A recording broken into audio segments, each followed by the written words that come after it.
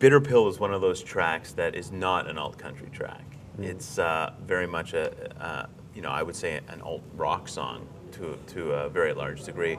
How did that song come to be, and how did it fit on the record?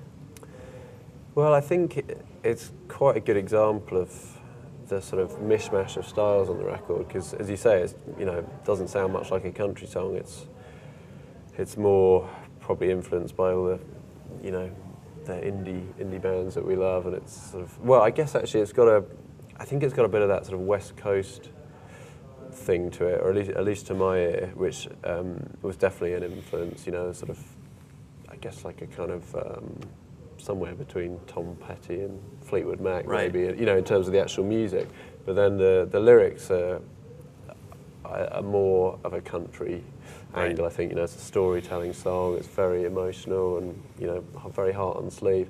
And I think, that marrying of styles is kind of why the record sounds the way it does. It's preceded by my favorite song on the record, which is "State of Our Affairs," and I like it because it's so lush. It's so simple, but yet so lush, right? Mm-hmm. You mentioned Fleetwood Mac and Bitter Pill, but to me, Another Night on My Side has that kind of Fleetwood Mac rhythm to it, and the thing I like is the pedal steel right off the top. Who's playing pedal steel on that track? That's not actually a pedal steel. It's really? This is pretty nerdy, but it's just a guitar pedal that swells the volume. Oh, wow. So when you play a note, it goes like that. It's supposed to make it sound backwards or something, I think. But that was John Roderick from The Long Winters played that. It's beautiful. And do you agree that the rhythm is I don't know, I kept thinking of Fleetwood Mac when I heard that track. So yeah, I think it might have had something to do with the fact that we stood there saying, can we make it sound exactly like Dreams from Remus? Right. We're not recording this, are we? Midnight Ghost. This is amazing to me. Your chaps from London, I assume, and Midnight Ghost is so rich with American theme and knowing the different towns in America, and you guys wrote that song. How did that come about? Well, two things really. It's really an attempt to sort of retell the story that Jack Kerouac tells in Dharma Bums, which is where we got the name of the band and album. And that book, I think, was a real influence on the whole record. That sort of spirit of travelling on a flat car, the west coast of America and all that. And it's, I guess, that's, I always worry that it's going to sound like, we're sort of pretending to be American to kind of, just throw in lots of names of states and stuff. But that book really affected me, and I really fell in love with it. And so that's trying to tell his story. But also, I've done almost that exact same journey myself, just on a road trip, and a couple of times actually. And I love, those places, and I can sort of see all those vistas in my mind, so it does have a lot of resonance for me personally. Maybe that's why the record resonated so well with me, is because I'm a big Kerouac fan too. On the Road is probably my favorite book of all time, so that's why I guess now, subconsciously, it made a lot of sense that I enjoy the record so much. Cool. Platform 7 is just a real romp, straight ahead, rock song, but done in traditional style of country. And that's everybody must be along for the ride in that one, right? Yeah, it's a lot of fun to play. That's great. Yeah, I think that's the only one on the album that was completely live. The vocal, everything was. Wow. Because like as you can imagine, the vocal is kind of for us is quite a harrowing thing because we're not singers usually. Right. So getting it right was something that we were nervous about, and that one just seemed to be. We were just all set up in the room and ploughing through it, and we listened back to it, and we said, well, let's just leave it like that. It sounded great.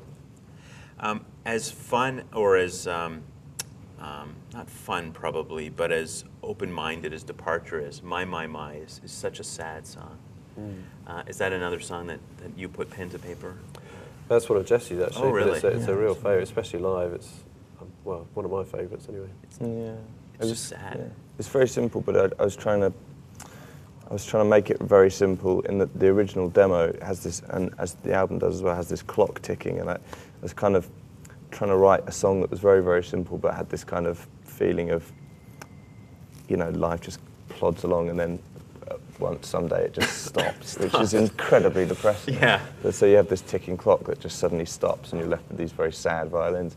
And I was worried that it was a little bit too kind of depressing or something, but I think it sounds beautiful. It would have probably been a great way to end the record, but instead we have this long, epic piece, which is also quite beautiful, and that's Coming Home. You mentioned that you're going home in a couple days. How has this stint been for you guys? I mean, how have you been received on the road and the record and everything else?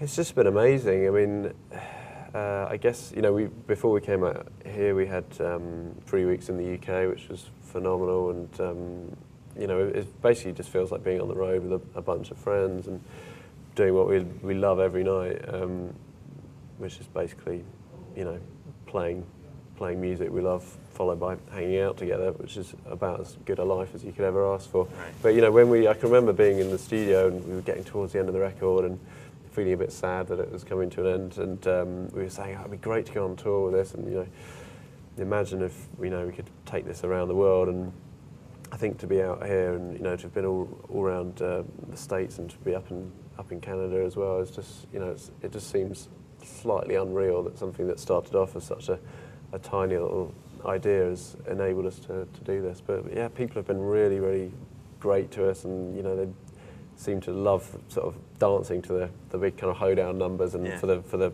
you know, things like My, you know, people are just, so yeah, they just go to the bar, so everyone's a winner. But no, you know, people have been really attentive, and it's, you know, it's just everything you could ask for. It's wonderful.